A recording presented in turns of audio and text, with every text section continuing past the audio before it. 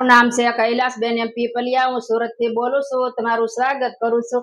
તો આજે આપણે બનાવશું મકાઈના લોટના મસાલા સરમિયા।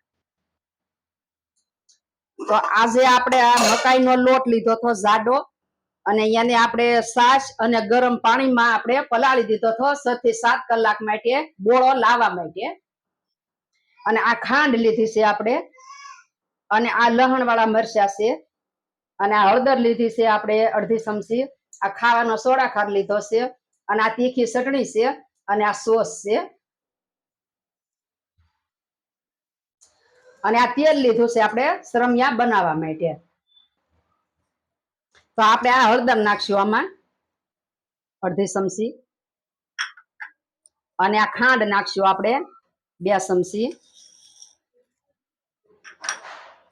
અને આ મરચાં નાખશું આપણે।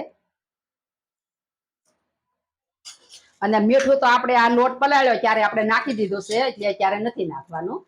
તો હવે આપણે આને મિક્સ કરી લઈશું આ રીતે બધું।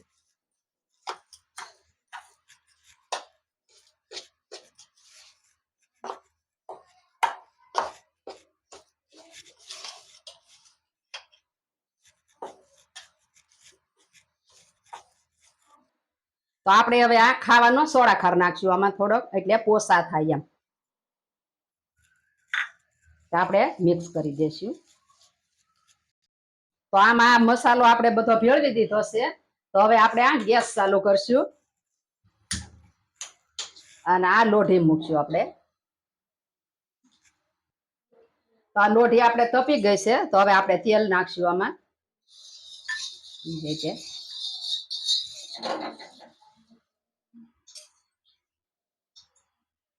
અને આ રીતે આપણે મૂકશું સરમિયા।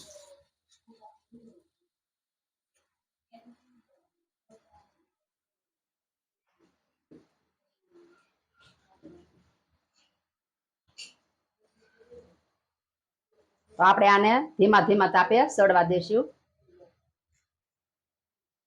તો આ સડી ગયું છે, આપણે આને પલટાવી લેશું આ રીતે। અને હવે આપણે તેલ નાખશું પાછું।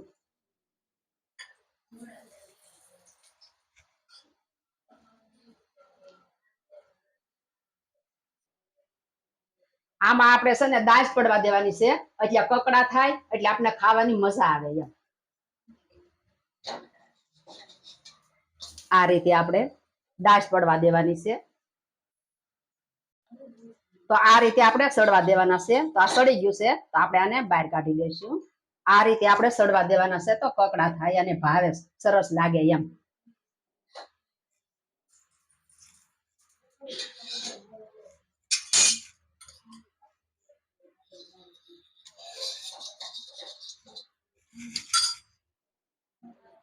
તો આ રીતે આપણે બીજું મૂકી દઈશું।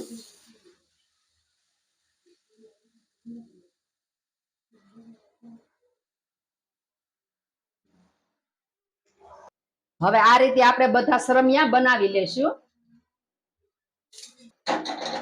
આ તો સરમિયા આપણા સડી ગયા છે।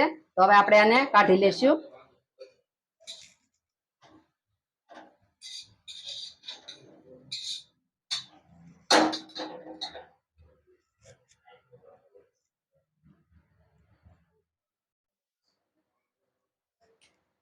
તો આપણે સર્વ કરશું।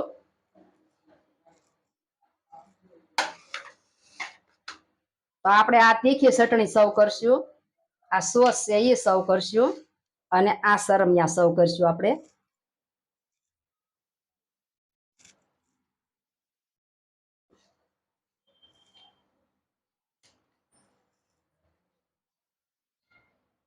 આ રીતે આપણે સર્વ કરશું।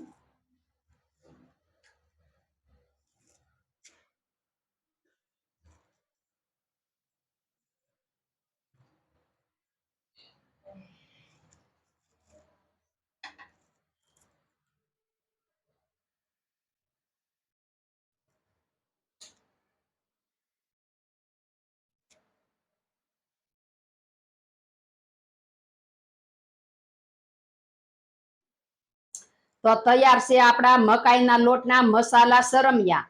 તમને મારી રેસીપી ગમી હોય તો મારા વિડીયોને લાઈક કરજો, શેર કરજો, અને મારી ચેનલને સબસ્ક્રાઇબ કરવાનું ભૂલતા નહીં।